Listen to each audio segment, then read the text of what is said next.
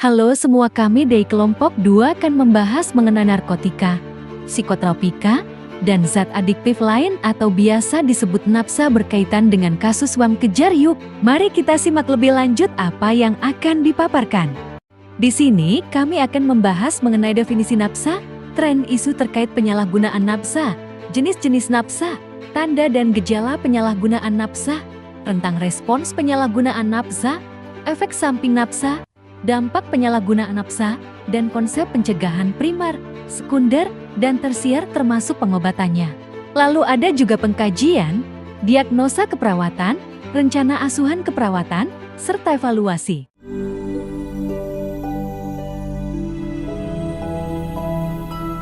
Kalian tidak asing lagi bukan dengan nafsa. Nafsa adalah singkatan dari narkotika, psikotropika, dan zat adiktif, yang merupakan kelompok zat yang dapat mempengaruhi sistem saraf pusat, menyebabkan perubahan kesadaran, perilaku, dan fungsi tubuh.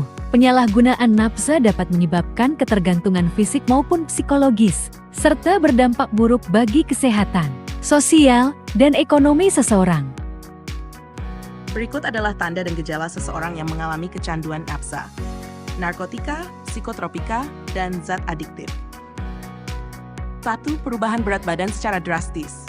Penggunaan nafsa dapat menyebabkan perubahan berat badan yang signifikan, baik naik maupun turun. Misalnya, stimulan seperti metamfetamin atau kokain dapat menekan nafsu makan sehingga menyebabkan penurunan berat badan. Sementara zat depresan seperti ganja dapat meningkatkan nafsu makan. 2. Halusinasi dan kecemasan berlebihan. Beberapa jenis nafsa, terutama yang bersifat halusinogen seperti LSD atau ganja dalam dosis tinggi, dapat menyebabkan pengguna mengalami halusinasi, baik secara visual maupun auditori. Selain itu, kecemasan berlebihan juga sering terjadi, terutama saat efek zat mulai hilang atau saat mengalami gejala putus zat. 3. Perubahan suasana hati yang tidak stabil. Pengguna nafsa sering mengalami perubahan mood yang drastis, mulai dari euforia berlebihan hingga depresi mendalam. Hal ini disebabkan oleh perubahan kadar neurotransmitter di otak akibat penggunaan zat. 4. Menurunnya daya tahan tubuh dan sering sakit. Penggunaan nafsa dapat melemahkan sistem kekebalan tubuh, sehingga pengguna lebih rentan terhadap infeksi dan penyakit. Selain itu, pola hidup yang tidak sehat akibat kecanduan, seperti kurang tidur dan pola makan buruk, juga berkontribusi terhadap seringnya mengalami gangguan kesehatan. 5. Penurunan nafsu makan. Beberapa jenis nafsa, terutama stimulan seperti kokain, amfetamin, atau ekstasi, dapat menekan nafsu makan dalam waktu yang lama, sehingga pengguna mengalami malnutrisi atau gangguan kesehatan lainnya akibat kekurangan nutrisi. Tanda-tanda ini dapat bervariasi, tergantung pada jenis zat yang dikonsumsi dan tingkat kecanduan seseorang. Jika seseorang menunjukkan beberapa gejala di atas, penting untuk segera mencari bantuan medis atau dukungan rehabilitasi. Tahukah kamu bahwa penggunaan nafsa bisa berdampak buruk bagi tubuh, pikiran, bahkan masa depan kita? Banyak orang mengira mereka bisa mengendalikannya, tapi kenyataannya, efek samping nafsa bisa sangat berbahaya dan merusak kehidupan. Berikut efek samping dari nafsa. Nafsa dibagi menjadi 2 jenis, yaitu efek samping jangka panjang dan efek samping jangka pendek. Efek samping jangka pendek terdiri dari badan terasa mual, muntah, sakit kepala, jantung berdebar, dan sulit tidur. Efek samping jangka panjang terdiri dari kerusakan otak, kerusakan hati, gangguan jiwa, dan resiko infeksi. Tren dan isu penyalahgunaan nafsa. Yang pertama, peningkatan penggunaan nafsa di kalangan remaja, seperti semakin banyak remaja mencoba nafsa, terutama dalam bentuk vape, dengan campuran narkotika, ganja sintetis, dan ekstasi. Faktor pemicunya termasuk tekanan sosial, rasa ingin tahu, dan kurangnya pengawasan orang tua. Yang kedua, penyebaran nafsa digital, A-drugs. Seperti .a-drugs adalah suara atau gelombang audio yang diklaim bisa menimbulkan efek mirip dengan narkotika. Meskipun efeknya masih diperdebatkan, tren ini menjadi perhatian dalam dunia kesehatan jiwa. Yang ketiga, perubahan pola penggunaan, seperti penggunaan sabu, meningkat dibandingkan heroin karena lebih murah dan mudah didapat. Banyak pengguna menyalahgunakan obat-obatan medis seperti tramadol dan benzodiazepin tanpa resep dokter. Penggunaan narkoba cair melalui vape, pod system, penyamaran narkoba dalam bentuk cair dan sintetis, dan perdagangan narkoba melalui platform digital, cryptocurrency, yang sulit diketahui. Yang keempat, hubungan nafza dan kriminalitas seperti penyalahgunaan. Nafza sering dikaitkan dengan meningkatnya tindakan kriminal seperti pencurian. Pengguna narkoba seringkali membutuhkan uang untuk membeli narkotika, sehingga banyak yang terlibat dalam tindak kejahatan seperti pencurian atau perampokan. Kekerasan jenis stimulan seperti sabu dapat menyebabkan pengguna menjadi agresif dan tidak terkendali dan memicu tindakan kekerasan di lingkungan keluarga maupun masyarakat. Dan perdagangan manusia, di mana korban dipaksa untuk menjadi kurir narkoba atau dieksploitasi untuk tujuan lain. Jenis-jenis NAPZ dan NAPZ dikategorikan berdasarkan efeknya terhadap sistem saraf pusat. A. Narkotika zat yang dapat menyebabkan hilangnya rasa sakit dan kesadaran. Contoh, opiat opium, morfin, heroin, memicu euforia dan ketergantungan tinggi. Kokain, stimulan yang meningkatkan energi dan kepercayaan diri. Ganja THC, memengaruhi persepsi, menimbulkan efek rileks, tetapi dapat menyebabkan halusinasi. Lalu ada psikotropika zat yang memengaruhi fungsi otak dan menyebabkan perubahan perilaku serta emosi. Contoh, depresan, benzodiazepin, barbiturat, menekan aktivitas otak, menyebabkan kantuk dan ketenangan. Stimulan ekstasi, sabu, meningkatkan aktivitas otak, menyebabkan euforia dan hiperaktif. Halusinogen LSD, PCP, menyebabkan perubahan persepsi sensorik dan halusinasi.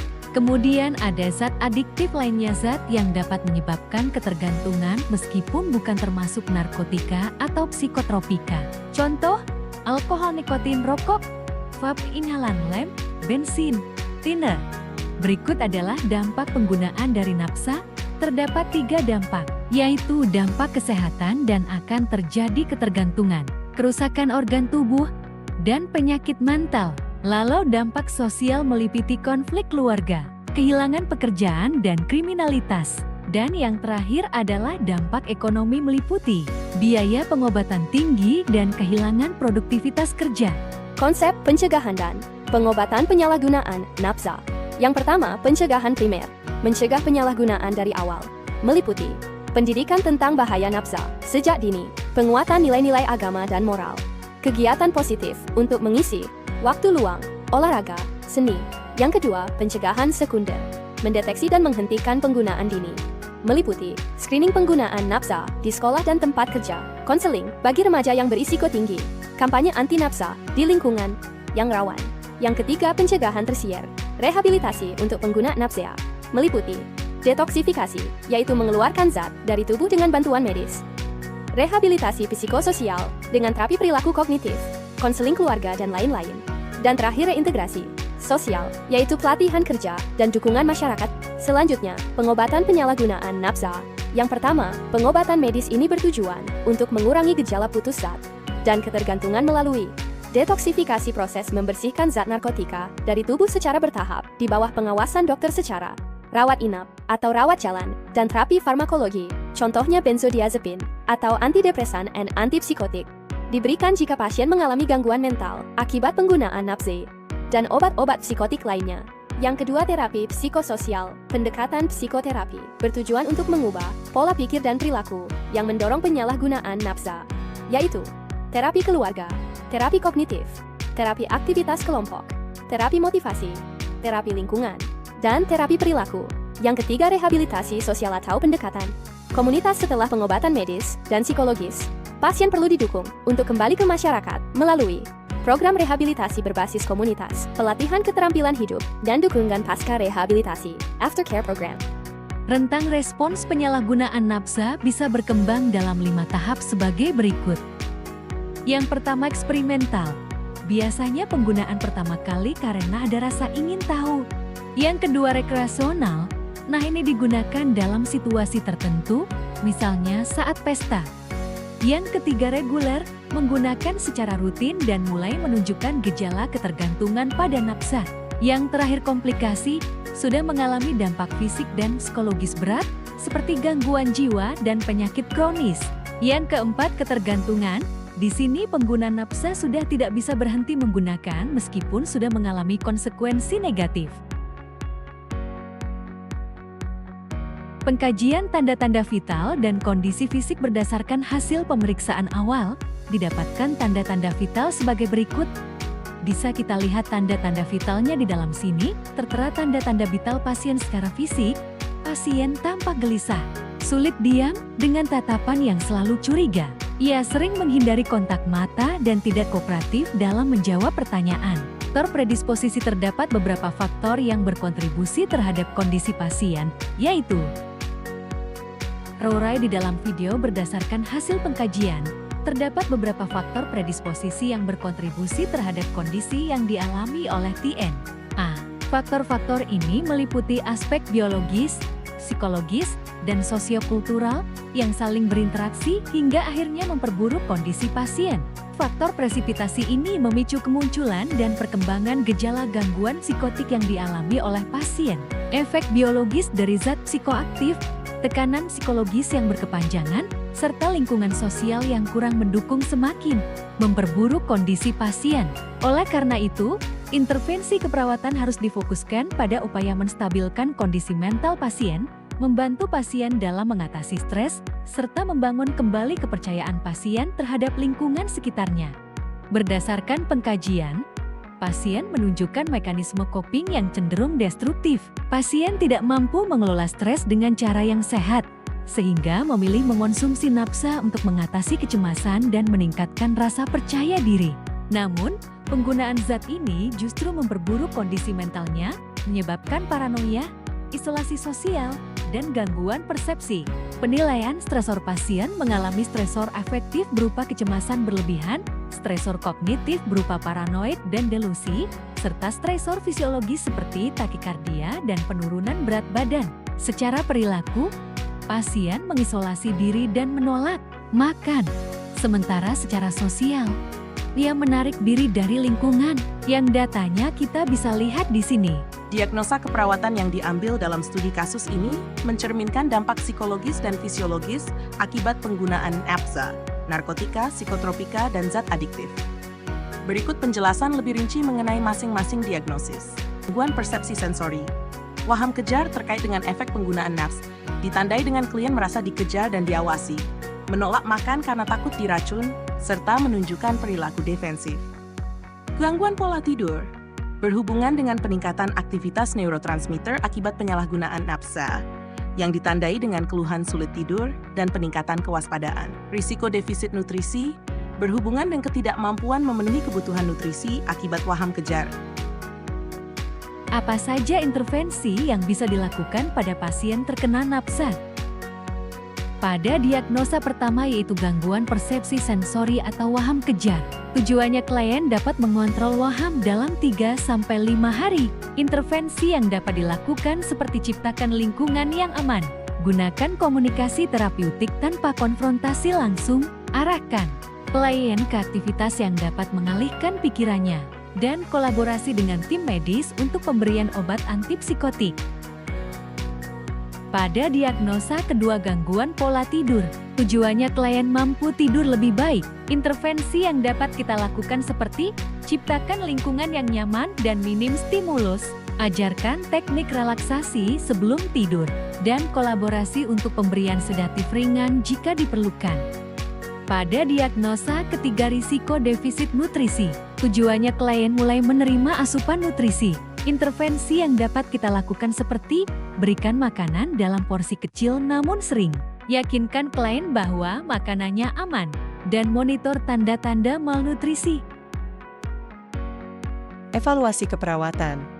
Evaluasi dilakukan dengan melihat respons klien terhadap intervensi dalam 3-5 hari.